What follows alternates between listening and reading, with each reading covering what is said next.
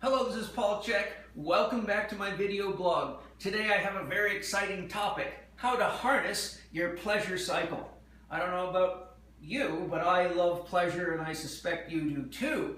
So what I'd like to do today is show some concepts, some of the ways we can engage with our pleasures to protect ourselves from falling into a negative situation where the things that we love actually start to become sources of pain and disconnection in our life, as is so common with substances like coffee, sugar, smoking, alcohol, recreational drugs, and many of the things that we love but ultimately have challenges balancing, and sometimes get into a situation where our pleasures are the only reason that we're living and everything else is just like makes the world feel flat.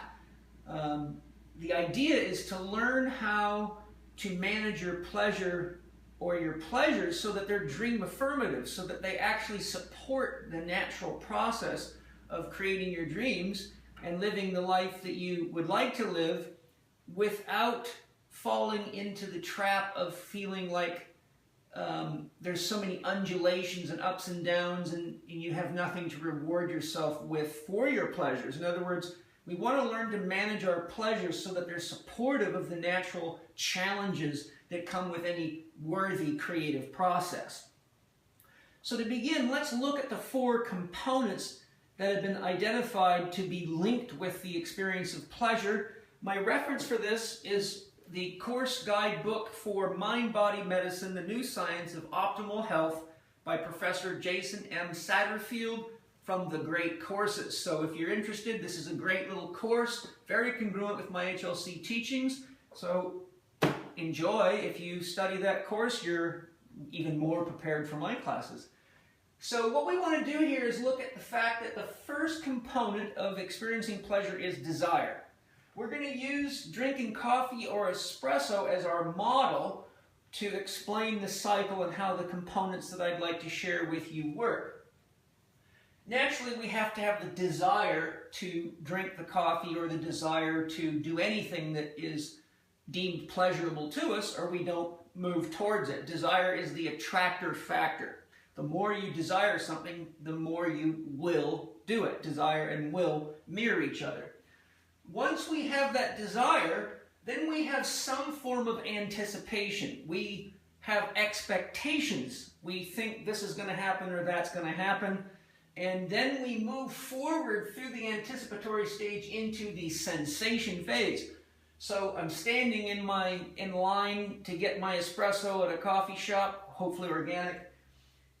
I anticipate how absolutely great I'm going to feel when my brain turns on and I taste that beautiful flavor with my organic raw butter in there. Harder to find coffee with that, but it's very good. And then I experience that sensation, that tingle, that lift, that the aroma, the total experience. And maybe you're in your favorite coffee shop in your favorite seat so you can hear the music just right. All of those things are part of that sensation.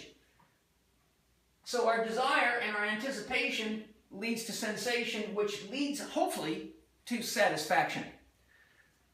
Sometimes we don't get satisfied with our initial dose, whether it be our first cookie, our first coffee, our first round of sex, whatever it might be. So that's why it's a cycle. If we aren't satisfied, naturally the desire is unfulfilled. There's some level of anticipation. I'm not there yet, and you need more sensation.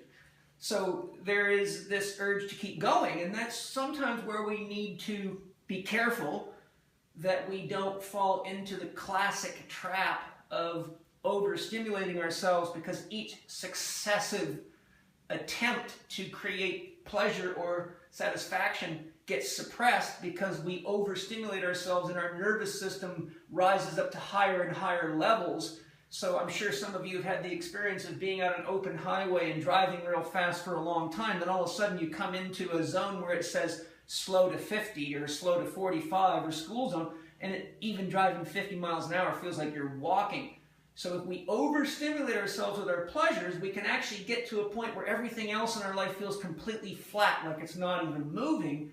And that often leads to a perpetual re-stimulation, which can lead to problems like addiction, biochemical imbalances, relationship challenges, job challenges, and a long, long list of things that aren't so pleasurable. So now let's take a look at some other things that I've added to Dr. Satterfield's 4 basic qualities so that we can put all these things in perspective and learn how to manage our pleasure cycle. So the first thing you see is whenever you have a desire, there's going to be some want or need behind it. I have want in yellow because a lot of our wants are not really what we need, especially if we have any kind of biochemical addiction, fungal infection or parasite infection, because they can manipulate our biochemistry and make us crave things that we maybe normally wouldn't eat or even know that we shouldn't be eating, but seem to be having this insatiable desire to eat things.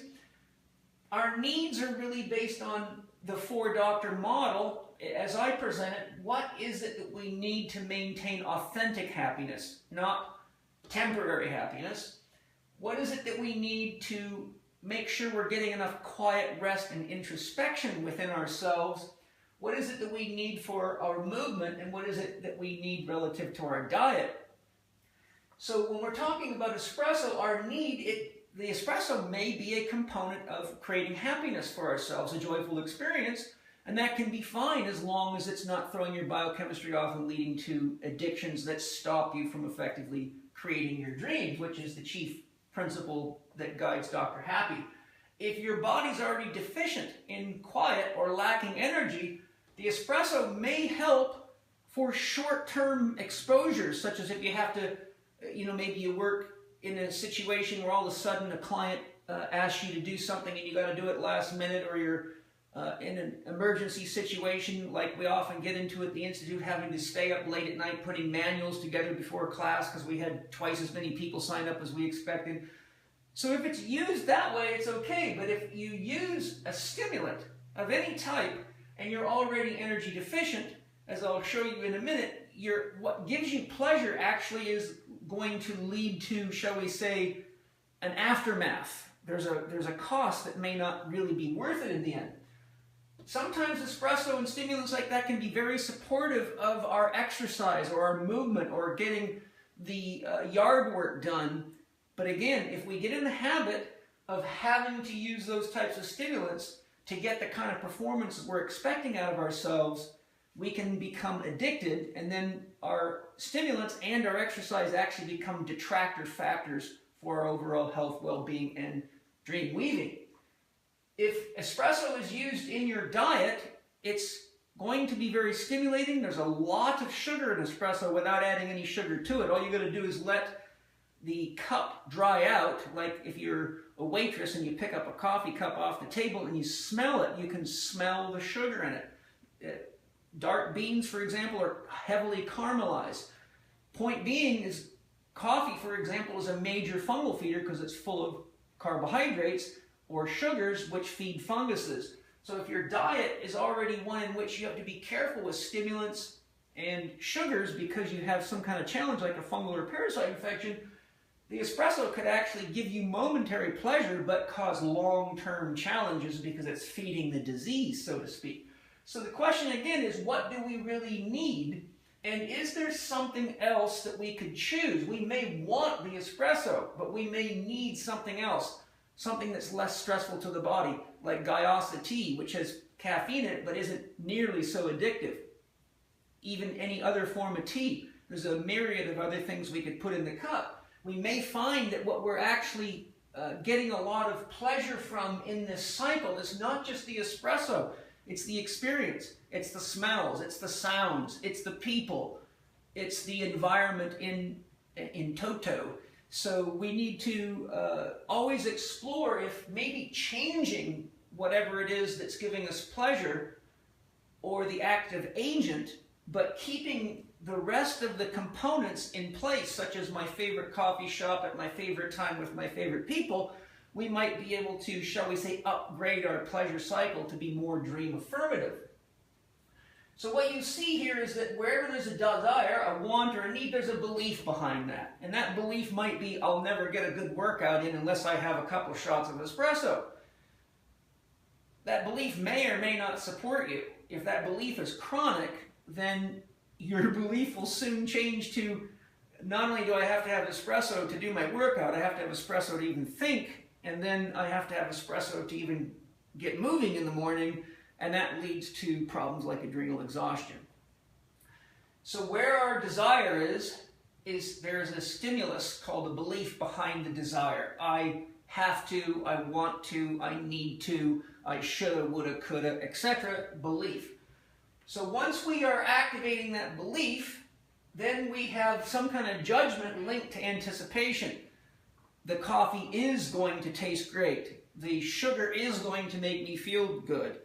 If I don't get my coffee, I won't do well in the gym. So there's your belief and there's your judgment. The judgment and the belief are connected to the desire and the anticipation, and the sensation gives us the experience. So our experience is very important, because without experience there's really nothing to be aware of, nothing to learn, nothing to process, nothing to smell, nothing to chew, nothing to taste. So once we're in this cycle, we are going to go into this state where we either have satisfaction or we don't. For example, when I used to drink a lot of espresso in my younger years, I found that I got to the point where a double espresso, which used to be really stimulating, I'd go in the gym and just feel like Superman, I could get lots of work done, my mind got nice and clear, but all of a sudden I found that that wasn't even tickling me anymore. I just said, I need another one of those things. Well, next thing you know, I was drinking 4 shots. Well, about 2 or 3 months later, I found myself having that same experience, but now I'm noticing some unpleasant changes in my body. I'm empty-headed in the morning. It's almost like someone carved my brain out. My eyes are tired. My joints ache more. I recover more slowly from exercise. And worse, you get to the point where what used to give you satisfaction now produces a sense of negative reaction. Now I would be drinking maybe my 5th shot of espresso and feel fried and tired and depleted and not have that same sense of satisfaction or satiation. That brought me into awareness. And the awareness that brought me into a state where I had to make a choice. I needed to look at my beliefs. And behind my beliefs, I had to look at my values. So once I got to that point where I had to make a choice, I had to go back and say, what is my dream? And how is drinking the espresso helping me? It had become a habit, but the habit was no longer supporting me physiologically, psychologically, and by depleting myself, I was showing I wasn't that committed to my dream. I was acting like an immature warrior who goes out and drinks before the battle, so to speak. So it was an opportunity for me to become creative and say, what could I do differently? And actually that, years and years ago, was what led me to doing the research to say, what could I add to espresso and coffee to make it more nutritious and more stabilizing for the body, not throw my hormones. And then I began researching the use of butter and various oils. So I triggered that whole thing about probably 12 or 15 years ago by being creative, and now it's commonly used out there. Next, 2 in the Chek system, the 1, 2, 3, 4 system, is where am I with regards to my balance? Where does coffee fit into what's happening right now with this once 2 shots, now 4, now my 5th shot makes me feel like I'm just burning inside. So the question is, do I need more yin, feminine, cooling energy? Well, I was drinking the espresso because I needed more energy. I needed to have more mental clarity. Well, essentially, I was running myself down into adrenal exhaustion. So did I need more yang, heating energy, which coffee is, which divides energy? Remember, yang is like the sun. It shoots energy in every direction. I needed more yin, which multiplies energy. Sleep is the most powerful form of yin energy there is. You go to bed, you do nothing, and you get charged up, just like plugging your phone in. You just leave it sitting there and it charges up magically and it works. So the question is, maybe I was trading sleep for coffee. And coffee divides power. And the more you drink, the more it divides your power. So I found, wow, I better get that coffee thing under control. And so I weaned myself off of coffee. I experimented with all sorts of, butters and oils. And yes, it helped, but it was still the volume of caffeine that was the ultimate thing. The butter might have slowed it down and added some nutrition, but it didn't actually fix the problem. It didn't dampen the fire to the point I could balance myself. So I knew I had to do something more powerful than coffee to address the authentic need to support the belief that my dream is to build and run the Chek Institute. So I had some choices to make. We all have choices to make. There's only 3 choices you can make in relationship to any person, place, or thing. 1, what is the optimal choice that is supportive of your dream and helps maintain healthy relationships on your dream team? Drinking too much coffee creates an emotional roller coaster for anyone, and it makes it much harder to manage yourself in a dream team. And the more people you come into contact with, the more personalities you have to deal with, the more stable you have to be as the chief of your own dream, or what you think is giving you excitation, pleasure, and temporary satisfaction can actually be the catalyst to a lot of challenging relationships, which slows down the creation of your dream. The suboptimal is usually the one that gives, instant gratification, but almost always causes problems for you or other people on your dream team. The third choice is to do nothing. Do nothing is effective when you need to take a time out because whatever you're doing is not working. So if you're in an argument with someone and you're getting more and more disconnected, calling a time out until you can compose yourself and contribute as an adult to the conversation is a wise thing to do. In this case, I ended up needing to take a time out from drinking espresso. So I got myself off of it and stayed off for a good 6 months or more until I could do the work to balance myself out. And now I manage it very carefully. About a half a shot a day is all I can handle. So I do it just for the pleasure, but not for the destructive aspects, which I don't want anymore. Doing nothing is also a good idea when you need to make a decision, but you're not sure what the best thing to do is. So if you need to gather more information to make an intelligent decision, doing nothing in regard to saying yes or no to the new car, the next coffee, the new house, etc., is a wise thing. So it's not a passive do nothing. It means don't make a decision that you're not ready to make intelligently until you have the information you need to make an intelligent decision. Our dream and our need to find balance is directly related to our 4 Dr. Core values. What is my dream? And what values with regard to movement, diet, and quiet am I willing to establish for myself to maximize the likelihood that I can effectively balance the use of habit and creativity? Habit can be a good thing. A lot of us have good habits. We don't want to let go of them, but habits are structures from the past. Sometimes we're approaching novel situations and we need to have a healthy level of creativity. So your Dr. Happiness values always give you an opportunity to say which habits are supporting my dream and will I have the energy and the mental clarity to be creative when challenges arise. If you're too addicted to your pleasures, like I'm describing with this espresso, you find yourself too burnt out to be creative, and the more stressed you get, the more your left brain becomes the dominant brain, and that's the brain of doing what you've always done.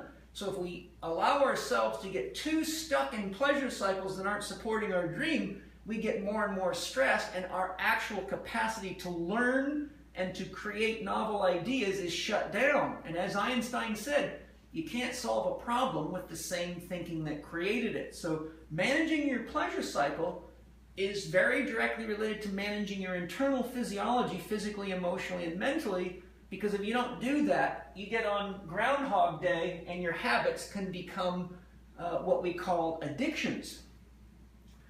So now that we've gone through this cycle, we can understand why we have to be clear what our belief is, how it relates to our dream, and what our desires are relative to wants and needs with regard to the 4 doctors. We can also say to ourselves, does my espresso support my need for nutrition, hydration, and sleep, your yin factors?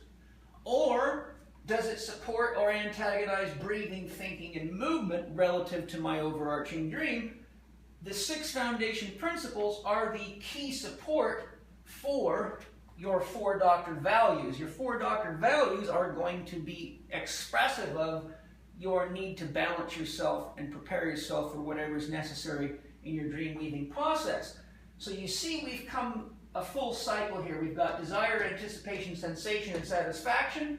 Our desires are related to our beliefs, our judgments, our experiences, and our awareness.